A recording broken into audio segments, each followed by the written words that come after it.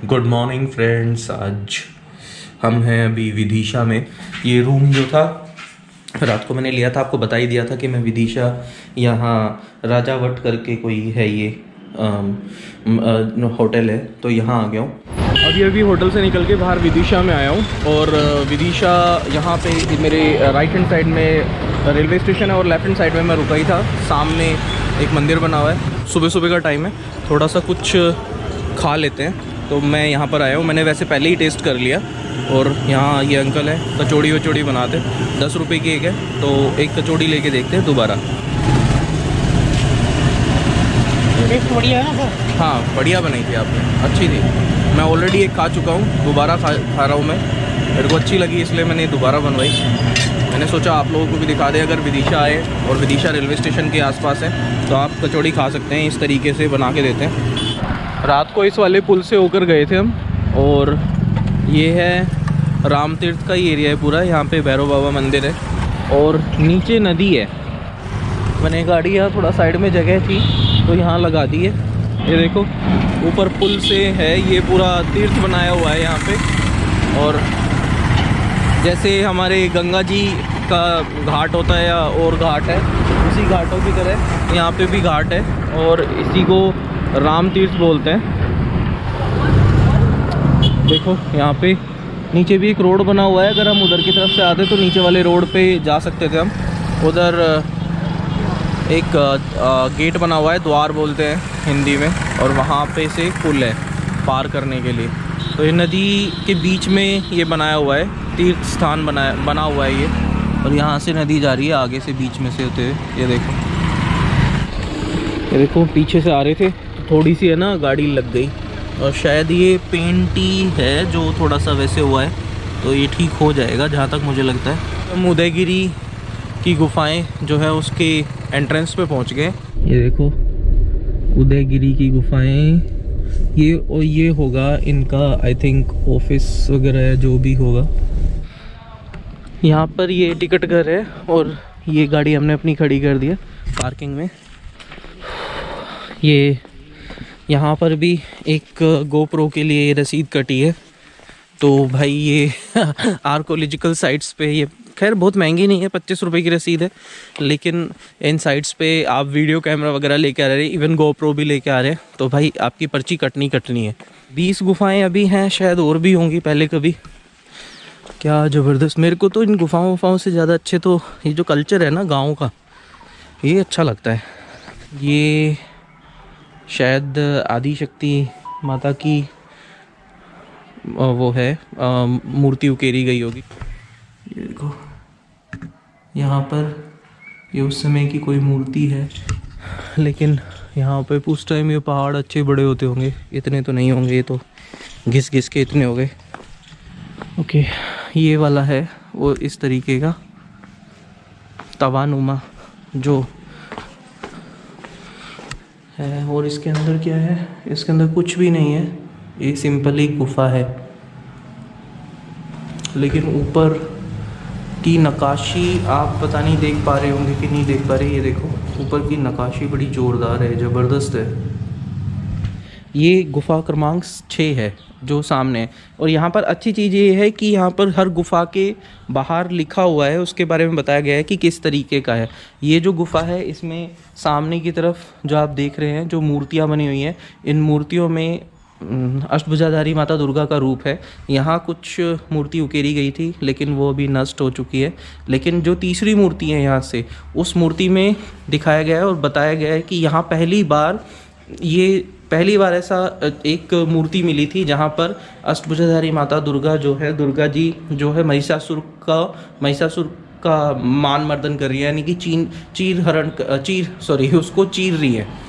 तो जैसा कि हम अपने शास्त्रों में पढ़ते हैं तो उस हिसाब से यहाँ पर माता के बाकी रूपों को दिखाया गया है। और यहाँ वीरभद्र या शिव के किसी दूत का मिलना ये बता रहे हैं। यहाँ गणेश जी हैं और बाकी की मूर्तियाँ हैं, और अंदर जो है वो शिवलिंग है जो मैंने अभी आपको दिखाया। ये जो है ये शिवलिंग है जो अंदर है, उस समय इसी तरीके का बनाया गया था। ये जो है ये गुफा नंबर 5 है, और इसके बारे में बताया जा रहा है कि ये जो है ये एक पौराणिक दृश्य से संबंधित है, जिसमें दानव जो था, हिरण्याक्ष जो था, उसने पृथ्वी को अंदर गहरे पानी में, पाताल में ले गया था पृथ्वी को, और तब उसको बचाने के लिए भगवान विष्णु ने वराह का रूप लिया था, यानी कि सुअर का रूप लिया था। ये उसी का चित्र है।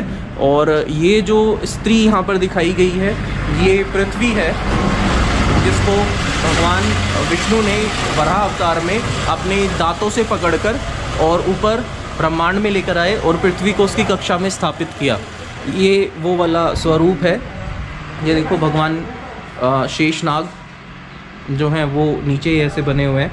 तो ये उस समय का वर्णन यहाँ मिलता है, यानी कि क्योंकि उस समय बहुत सी किताबें वगैरह ऐसे नहीं लिखी जाती थी, लेकिन ये है कि इस तरीके की मूर्तियाँ बनाकर बहुत कुछ लिखा गया दीवारों पर, शिलालेख जिन्हें हम बोलते हैं।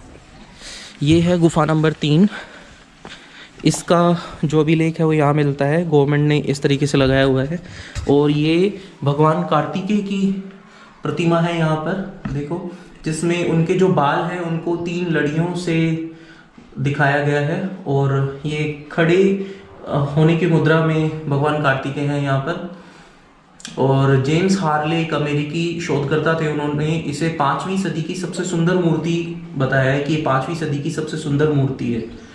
आप यहाँ पर आए तो ये सब चीज़ें देख सकते हैं। और बाहर का जो डिज़ाइन है बड़ा ही सिंपल तरीके से बनाया गया था इसका।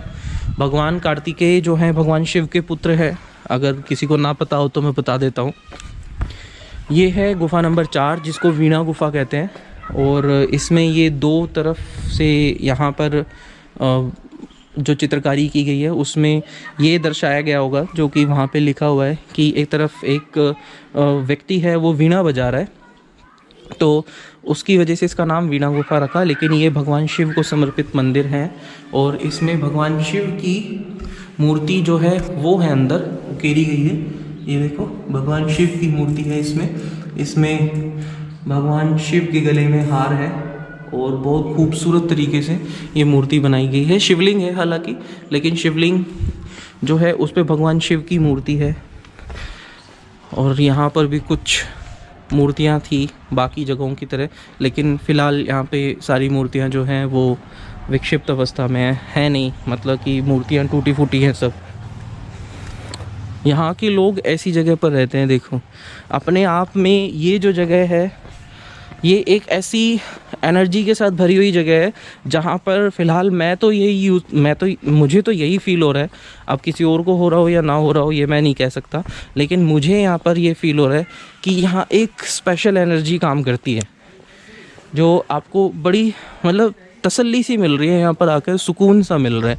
अब ऊपर की तरफ चलते हैं एक बार। जब यहाँ बारिश होती होगी तो पानी कितने खूबसूरत तरीके से नीचे गिरता होगा इनमें से। ये सब सीढ़ियाँ तो अभी बनाई गई है, लेकिन इससे पहले यहाँ पे देखिए ये पत्थरों की सीढ़ियाँ पहाड़ों की जो थी यही बनाई गई थी। ये सारा तो अभी बनाया है, लेंटर डाला है इस पे पूरा। यहाँ पर भी कुछ था लेकिन अब कुछ नहीं है। और वो जो तवा टाइप का था नीचे से दिखाया था वो ये है।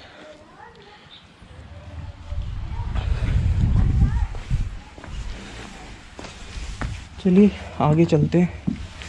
यहाँ पर भी देखो किसी की मूर्ति है देवी देवता की। हमारी चित्रकला कितनी गजब की थी, मतलब जिस समय सारी दुनिया नंगी रहती थी, लोगों को ये नहीं पता था कि खाना क्या है, सोना क्या है, जीवन क्या है, हम क्या कर रहे हैं। उस समय हम लोग इतने एक्सपर्ट थे। ये देखो उस समय भी कितनी ज़बरदस्त मूर्तियाँ बनाई जाती है। ये देखो अंदर है मूर्ति, आई थिंक ये भगवान विष्णु की मूर्ति होगी। हाँ, अभी हम गुफा नंबर 12 पे पहुंच गए हैं। ये जो गुफा है इसमें देखो ये भगवान विष्णु का नरसिंह अवतार जो है उसकी है। और माना जाता है कि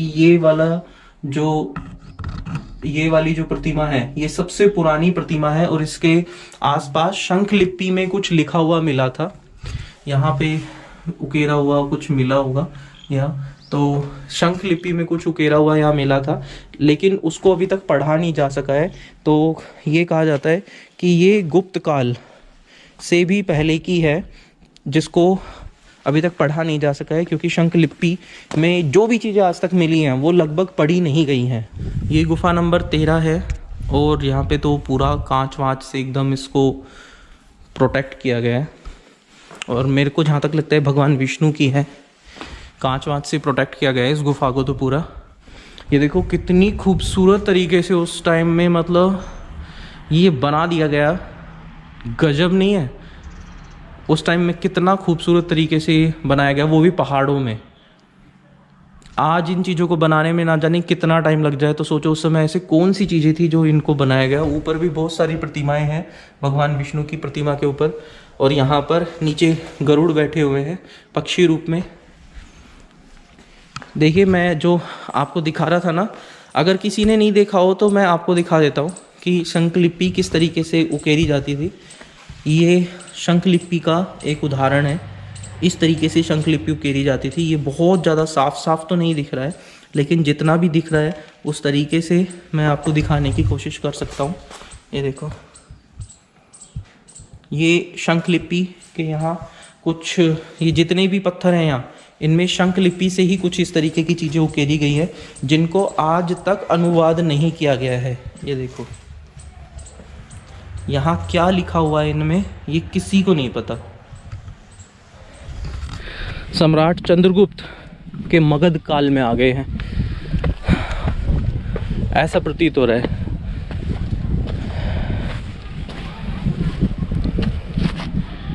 वाओ, सुपर। बहुत ऊपर तक, दूर तक भी सीढ़ियाँ बनाई हुई है, वहाँ ऊपर भी कुछ चीज़ें हैं। मैं अभी ऊपर की तरफ आया तो यहाँ देखो, यहाँ पे भी गणेश जी की एक मूर्ति है, छोटा सा आला टाइप में बनाया हुआ है।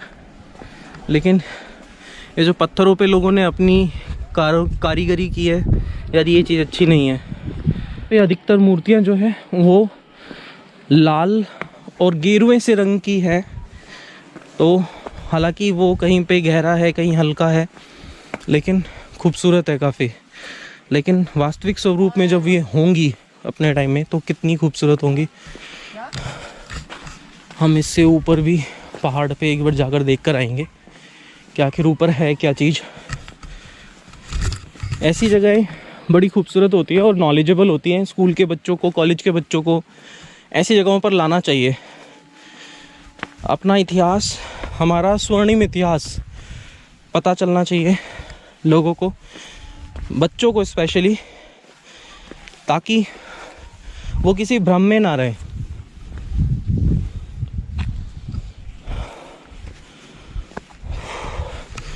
पीछे देखो कितना खूबसूरत है, वहाँ से नदी आते हुए।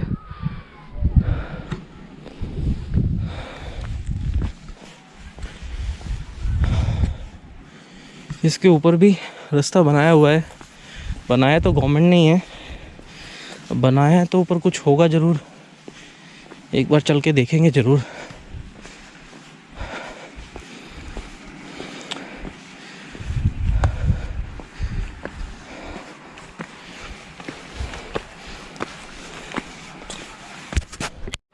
यहाँ ऊपर की तरफ आते हैं तो सब यहाँ पे जंगल झाड़ी सी है। ऊपर तो कुछ नहीं है, हालांकि रास्ता बनाया हुआ है, लेकिन इसको मेंटेन नहीं किया जा रहा है।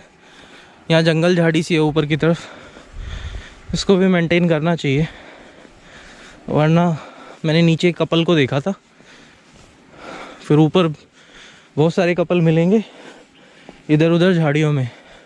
ये कहना चाहूँगा कि बड़े शहरों की सभ्यता का विकास यहाँ ना हो तो ही अच्छा है।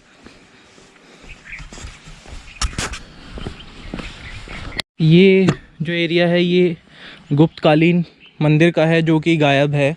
ये शायद जो बना हुआ है ऊपर, ये भी उसी मंदिर का प्रांगण होगा, और यहाँ से एक शेर की मुखाकृति मिली है, बनाई गई होगी उस समय।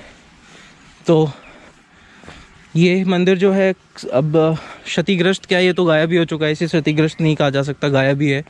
ये भी मंदिर था पूरा इधर, और ये स्तंभ मिले हैं उसके मंदिर के। ये देखो पूरा इधर से जाने के लिए रास्ता, द्वार वगैरह सब बनाए गए थे। अभी तो इतनी ऊपर है ये कि यहाँ कोई आता नहीं है, कूड़ेदान देखो यूज़ में भी बेचारा ढक गया है लगभग। यहाँ पे और भी काफ़ी सारी शिलाएं पड़ी हैं और ये एक बहुत ही ज़बरदस्त पेड़ है जो इस मंदिर के पास में ही है। और देखो कितनी गहरी छाया है यहाँ पे। तो ये जो मंदिर लुप्त हो चुका है, यहाँ से सिर्फ इतना ही पता चला है कि यहाँ से स्तंभ मिले हैं और जिनको देखकर, और कुछ चीज़ें और मिली हैं जिनको देखकर ये पता चला है कि यहाँ मंदिर था। गर्मी बहुत भयानक हो रही है और मेरे को तो पूरे पसीने वसीने आ गए। रेस्ट हाउस उदयगिरी, तो ये रेस्ट हाउस है, सॉरी गेस्ट हाउस नहीं, रेस्ट हाउस है। ये शायद अंग्रेज़ों ने बनवाया होगा। ये इतना पुराना इसलिए लगता है क्योंकि ऊपर लिखा हुआ है 1933, तो उस समय का बनाया हुआ है। ज़बरदस्त। अंग्रेज़ आते होंगे, रुकते होंगे यहाँ पे रेस्ट हाउस में। अंग्रेज़ कौन सा कम अय्याश थे, उनसे ज़्यादा अय्याश तो कोई था ही नहीं। और पीछे देखो ये नदी आ रही है पूरी ऐसे पीछे से होते हुए, उधर से होते हुए नदी आ रही है। चलो भाई अब नीचे उतरते हैं यहाँ से।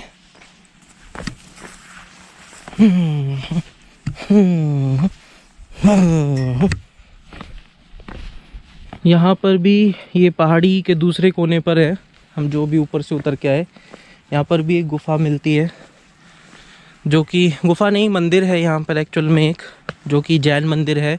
ये इनके 23वें तीर्थंकर का मंदिर है जो इधर मिलता नहीं है, अब तो गायब हो चुका है नहीं, लेकिन उस समय था ये, यहाँ पर वो मंदिर था पर अब नहीं है। उधर देखो नदी पे से ऐसा बांध बनाया हुआ है, कितना खूबसूरत तरीके से गिर रहा है नीचे पानी, गजब। उदयगिरी की गुफाएं जो हैं चंद्रगुप्त विक्रमादित्य ने बनाई थी ये सभी, और शंकों को पराजित करने के बाद ये गुफाएं बनाई गई थी 4वीं-5वीं सदी में। और यहाँ पर उदयगिरी केव्स का एक और केव है, 19th केव है ये देखो। ये जो है ये पूरा पहले स्तंभ होंगे यहाँ पर, इसके ऊपर छत भी होगी, लेकिन अब ना छत है ना ही स्तंभ जो हैं वो पूर्ण तरीके से हैं। लेकिन यहाँ पर जो ये मूर्तियाँ मिलती हैं और यहाँ पूरा जो उकेरा गया है, ये पूरा विस्तृत जानकारी दी गई थी। जो समुद्र मंथन था इसलिए इसको अमृत गुफा कहा जाता है। और यहाँ पर अगर आप देखेंगे ध्यान से तो बीच में मेरू पर्वत है, एक तरफ दानव है, एक तरफ दैत्य हैं, जो कि मेरू पर्वत को मथ रहे हैं ताकि समुद्र में से मूल्यवान चीज़ें निकल सके और अमृत निकल सके। ये देखो अंदर भगवान शिव का ही शिवलिंग है यहाँ तो प्रॉपर इस गुफा के अंदर। लेकिन ये सबसे बड़ी गुफा है, सबसे बड़ी गुफा है ये अभी तक की, जो मैंने जितनी भी गुफाएं आपको दिखाई हैं उनमें सबसे बड़ी गुफाएं हैं। और ये बड़ी तरीके से बनाई गई है, इसके पिलर्स पर भी देखो कितना खूबसूरत तरीके से डिज़ाइन बनाए गए हैं। यहाँ गंगा जी और जमुना जी को दिखाया गया है, एक कछुए पे है, एक मगर पे है। और यहाँ जो शिलालेख मिलते हैं, ये जो लिखा हुआ है ये संस्कृत भाषा में है, जो कि 11वीं सदी का लिखा हुआ बताते हैं। लेकिन इसकी गुफा का जो बनावट है, इस गुफा की बनावट भी अद्वितीय है, बहुत खूबसूरत है, जो वाकई में ज़बरदस्त है। यहाँ देखो, यहाँ दिखाया भी हुआ है, डिज़ाइन चित्र करके दिखाया हुआ है कि बीच में मेरू पर्वत और एक तरफ दानव एक तरफ दैत्य, किस तरीके से यहाँ पर मंथन कर रहे हैं। ये देखो हम जो ऊपर चढ़े हुए थे उसके पीछे की तरफ से जा रहे हैं हम अभी, जंगल के रास्ते से। और इधर है वे टू कैंटीन, इधर कैंटीन की तरफ जा सकते हैं। और इधर की मोंकी क्राउलिंग है, यहाँ ये सब चीज़ें इधर की तरफ आपको मिल जाएंगी। इवन जंगल रिजॉर्ट जो है वो भी यहीं पर है। और ये है वे टू एडवेंचर जोन, ये है जंगल रिजॉर्ट। अच्छी मस्त सी फीलिंग आ रही है यहाँ के, तो कितना सही खूबसूरत सा बना रखा है यहाँ पे एडवेंचर एक्टिविटीज़ वगैरह के लिए।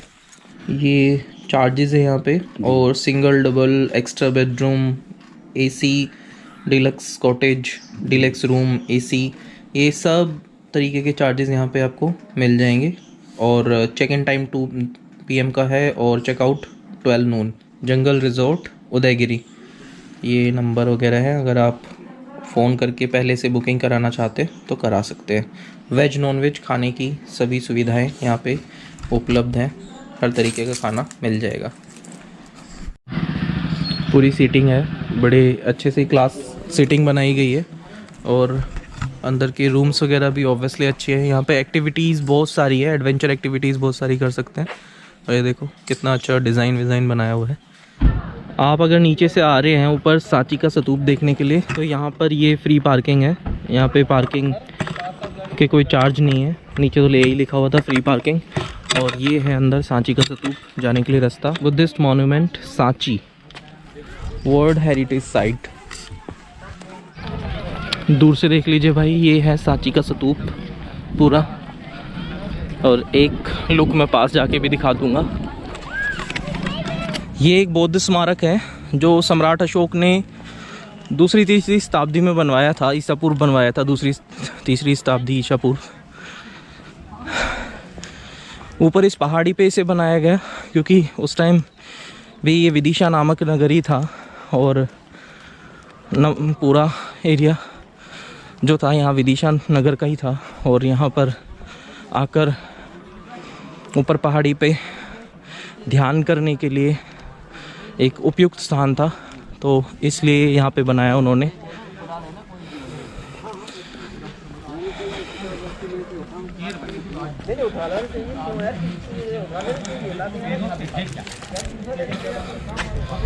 ये देखो ऊपर तक क्या है सेंटर में एक लड़के के लिए महल बना के रखा था, लेकिन जिन पर कॉमन लैब से दूर लड़के का ध्यान हटाने के लिए 16 साल की आयु में शादी भी कर दी। उनकी वाइफ का नाम था यशोधरा। जब देखा जाए तो फ्रीडम हुआ अपने ध्वज के सेंटर में 29 साल की एज में निकले आउटसाइड उसकी फुल बॉडी है, पूरा शरीर है, सिंबल है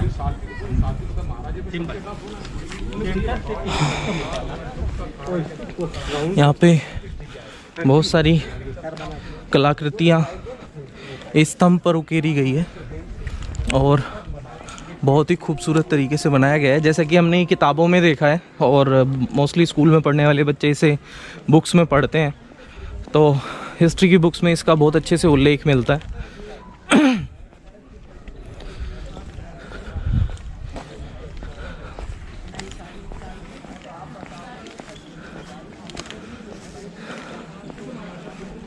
ये देखो किस तरीके से ये स्तूप बनाया गया था। इसके चारों तरफ ये जो दरवाजे हैं एक तरीके के स्तंभ हैं या आप दरवाजे कहें, ये बनाए गए हैं। देखो पिलर्स ऐसे क्षतिग्रस्त होकर रखे हुए हैं, ये सारा क्षतिग्रस्त हो चुका है और इधर तो कुछ काम भी चल रहा है। गवर्नमेंट इसको रिनोवेट कराने के लिए कुछ काम भी कर रही है। ये देखो ये भी क्षतिग्रस्त हो गया था जिसको दोबारा से खंभे लगा के खड़ा किया गया है। ऊपर का एरिया ओरिजिनल है, नीचे के एरिया को जो भी अभी प्लेन है वो क्षतिग्रस्त भाग था।